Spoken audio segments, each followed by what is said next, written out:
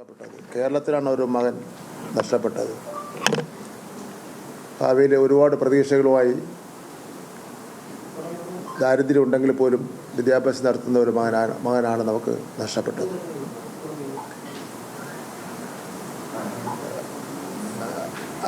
അവൻ ചെരുപ്പെടുക്കുന്നതിന് വേണ്ടി പിന്നെ ഈ ഷെഡിൻ്റെ മുകളിൽ കയറി അതൊന്നും ഒരു കുറ്റമായിട്ട് കാണാൻ വേണ്ടി കഴിയില്ല. അതൊക്കെ കുട്ടികളുടെ സാധാരണഗതിയിൽ കളിക്കുന്ന അവസരത്തിൽ പന്തെടുക്കാനും പിന്നെ അതുപോലെയുള്ള കാര്യങ്ങൾക്കൊക്കെ തന്നെ അത് ചെയ്യാറുണ്ട്. ഇതിൽ ഒരു വിദ്യാലയം എന്നുള്ള നിലയിൽ വന്നിട്ടുള്ള അനാസ്ഥയെ സംബന്ധിച്ചിടത്തോളമാണ് നമ്മൾ ഗൗരവമായിട്ട് കാണേണ്ടത്. കേരളത്തിലെ സമൂഹം ആകത്തായി ഇത് ഉണർന്ന് ചിന്തിക്കേണ്ടതായിട്ടുണ്ട്. എൻ്റെ ഭാഗത്തു നിന്നുള്ള കാര്യം ഞാൻ പറയുമ്പോൾ, വിദ്യാഭ്യാസ വകുപ്പിൽ നിന്നുള്ള കാര്യം പറയുമ്പോൾ, ഞാൻ ഇന്നലെ പറഞ്ഞ കാര്യം വീണ്ടും പറയുകയാണ്. ഈ HM-മാർക്കും പ്രിൻസിപ്പൽമാർക്കും സ്കൂളിലെ മറ്റ് അധ്യാപകർക്കും എന്ത് ജോലിയാണ്?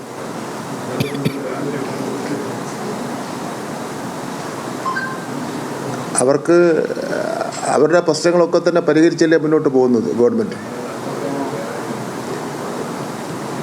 ഈ സ്കൂൾ തുറക്കുന്നതിന് നിങ്ങൾ മനസ്സിലാക്കേണ്ടത് കഴിഞ്ഞ 4 വർഷക്കാലവും വലിയ തയ്യാറെടുപ്പുകളാണ് നമ്മൾ നടത്തിക്കൊണ്ടിരിക്കുന്നത്. ഇപ്രാവശ്യവും ഏതാണ്ട് 14,000-ഓളം വരുന്ന സ്കൂളുകളിൽ വലിയ തയ്യാറെടുപ്പ് നടത്തി മുഖ്യമന്ത്രി യോഗം വിളിച്ചു കൂട്ടി. ഇതിനപ്പുറം നമുക്ക് എന്താ ചെയ്യാൻ വേണ്ടി?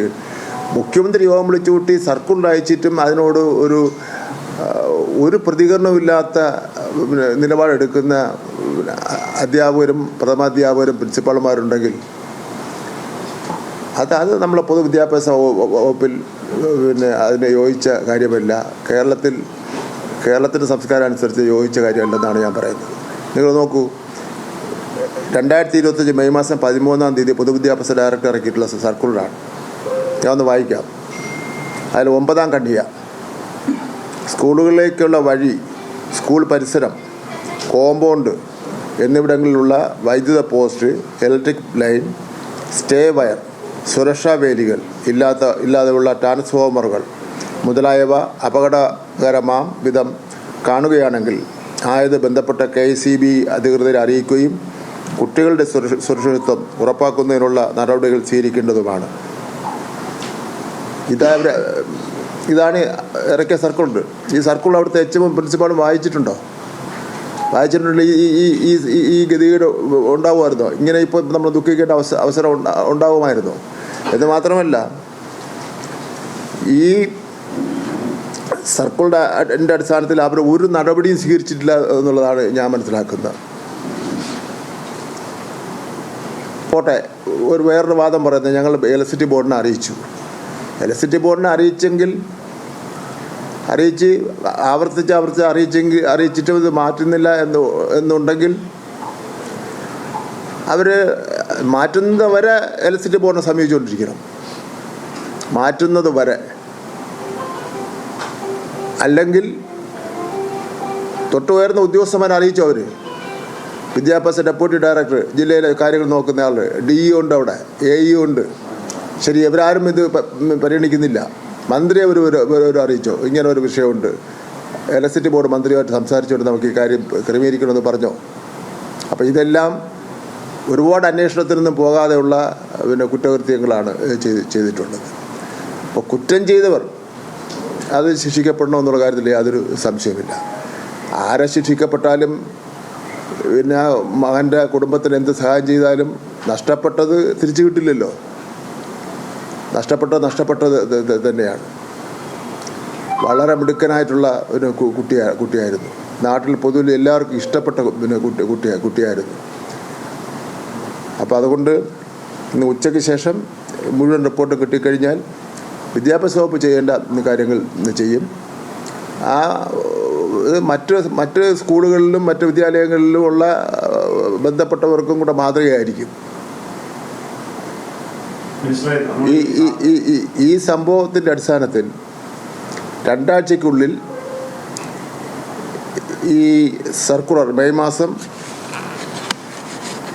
13-ന് വിദ്യാഭ്യാസ വകുപ്പ് ഇറക്കിയ സർക്കുലർ ഒന്നുകൂടി പരിശോധിച്ചിട്ട് പോയിൻ്റ് ബൈ പോയിൻ്റായിട്ട് വിഷയ അടിസ്ഥാനത്തെ പരിശോധിച്ചിട്ട് അതിൻ്റെ റിപ്പോർട്ട് വിദ്യാഭ്യാസ ഡെപ്യൂട്ടി ഡയറക്ടർമാർ വിദ്യാഭ്യാസ ഡയറക്ടർ കൈമാറണമെന്നുള്ള നിർദ്ദേശം ഇന്ന് കൊടുക്കുകയാണ്. നമ്മൾ സ്കൂൾ തുറക്കുന്നതുമായി ബന്ധപ്പെട്ട് അവലോകന യോഗം സാധാരണ PTയുടെ നേതൃത്വത്തിലും അധ്യാപകരുടെ നേതൃത്വത്തിലും യോഗം ചെയ്യുന്നതാണ്. എന്തെങ്കിലും അപകടകരമായ സാഹചര്യം ഉണ്ടെങ്കിൽ അത് വിലയിരുത്തും. പക്ഷേ ആ സ്കൂളിൽ എന്തെങ്കിലും തരത്തിൽ വിലയിരുത്തൽ നേരത്തെ സ്കൂളിൽ നടത്തിയിട്ടുണ്ടോ? ഈ നേരത്തെ EBയുടെ ലൈൻ മേലോട്ട് പോകുന്നു, അവരെ ഇൻഫോം ചെയ്തിട്ടുണ്ടോ? അങ്ങനെയുള്ള വിവരങ്ങളും പ്രാഥമിക റിപ്പോർട്ട് ലഭിച്ചിട്ടുണ്ട്? ഇല്ല, ഞാൻ അത്തരം വിവരങ്ങളൊന്നും ലഭിച്ചിട്ടില്ല. സാധാരണഗതിയിൽ നമ്മുടെ സർക്കിളിൽ അതെല്ലാം പറയുന്നുണ്ട്. സർക്കിളിൽ എത്ര പേജ് ഉള്ള സർക്കിളിൽ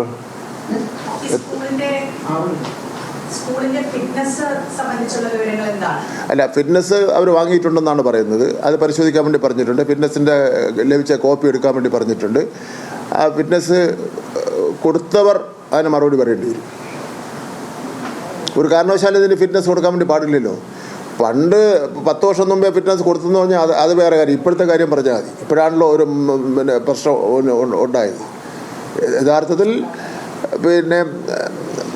ഒരു കാരണവശാലും ആ ലൈൻ അതുവഴി പോകാൻ അനുവാദം കൊടുക്കാൻ പറ്റില്ലാത്ത കാര്യമാണ്. ഇന്നലെ ഈ സംഭവം ഉണ്ടായ മണിക്കൂറിനകം അത് അവിടെ കട്ട് ചെയ്തല്ലോ. അത് കട്ട് ചെയ്ത് നടപടി സ്വീകരിച്ചല്ലോ. അപ്പോൾ അതിൻ്റെ അർത്ഥം നടക്കാത്ത കാര്യമൊന്നും അല്ലല്ലോ. ഈ സർക്കിളിൽ തന്നെ പറയുന്നുണ്ട്, വിദ്യാഭ്യാസ ഒരു AEO, DEO തുടങ്ങി സ്ഥാനത്തിരിക്കുന്നവർ യോഗം ചേർന്ന് വിലയിരുത്തണമെന്ന് പറയുന്നുണ്ട്. അത്തരത്തിൽ ഉന്നത ഉദ്യോഗസ്ഥരുടെ ഭാഗത്തുനിന്ന് വിലയിരുത്തലുണ്ടായി. അല്ല, അത് എനിക്ക് അത് അറിയില്ലല്ലോ. കേരളത്തിലാകെ നടന്നിട്ടുള്ളതാണല്ലോ. നമുക്ക് അത് വിലയിരുത്തൽ നടത്തിയതിനെ സംബന്ധിച്ചിടത്തോളം രേഖ തന്നെ വാങ്ങാൻ വേണ്ടി പോവുകയാണ്. എല്ലാ DEOമാരുന്ന രേഖ തന്നെ വാങ്ങാൻ വേണ്ടി. ഇത് 10 പേജുള്ള സർക്കിളാണ്. മുഖ്യമന്ത്രി വിളിച്ചുകൂട്ടിയ യോഗത്തിൽ ചർച്ച ചെയ്ത കാര്യമാണ്. ഇനിയിപ്പോൾ ആരാ ഇതിൽ ഇടപെട്ടത്? മുഖ്യമന്ത്രി ഇന്നലെ ഡൽഹിയിൽ നിന്ന് 2-3 പ്രാവശ്യം വിളിച്ചിരുന്നു കാര്യങ്ങളിൽ ഇടപെട്ട് കാര്യങ്ങൾ ചെയ്തതിന് വേണ്ടി. ഈ കെട്ടിടത്തിന്റെ നിർമ്മാണത്തിന് പഞ്ചായത്ത് അനുമതി കൊടുത്തിട്ടുണ്ട്. അത് അനധികൃതമാണോ? ഒപ്പം തന്നെ ഈ KSEB പോലീസിന്റെ അന്വേഷണം നടത്തുന്നുണ്ട്. ഇക്കാര്യത്തിലുള്ള സംയുക്ത അന്വേഷണത്തിൽ എല്ലാ വകുപ്പുകൾക്കെതിരെയും സ്വാഭാവികമായ നടപടി ഉണ്ടാവും മിനിസ്റ്റർ. ഞാനിപ്പോൾ എൻ്റെ വിദ്യാഭ്യാസ വകുപ്പിനെ സംബന്ധിച്ചോളം പറയാം. LSD ബോർഡിനെ സംബന്ധിച്ചോളം അദ്ദേഹം പറയേണ്ടതാണ്.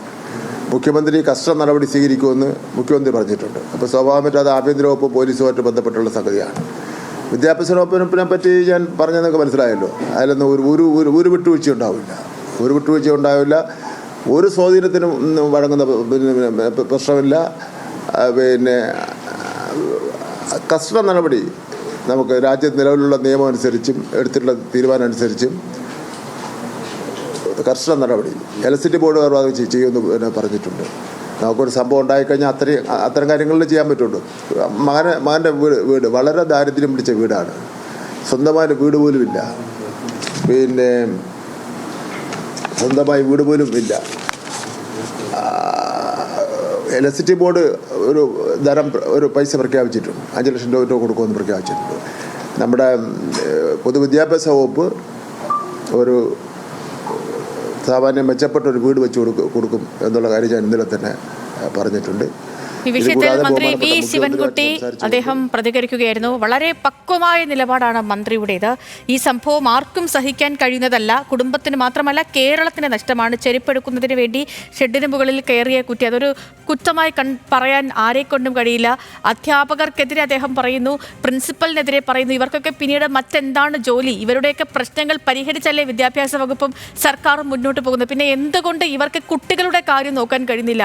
ആ സ്കൂളിൽ എന്തെങ്കിലും ഒരു അനാസ്ഥ സംഭവിച്ചിട്ടുണ്ടെങ്കിൽ അത് എന്തുകൊണ്ട് ആ പ്രശ്നത്തെ പരിഹരിക്കാൻ ഇവർക്ക് കഴിയുന്നില്ല തുടങ്ങിയ ശക്തമായ ചോദ്യങ്ങൾ ഉന്നയിക്കുന്നു. മുഖം നോക്കാതെ നടപടി ഉണ്ടാകുമെന്നും പറയുകയാണ് വിദ്യാഭ്യാസ മന്ത്രി വി ശിവൻകുട്ടി.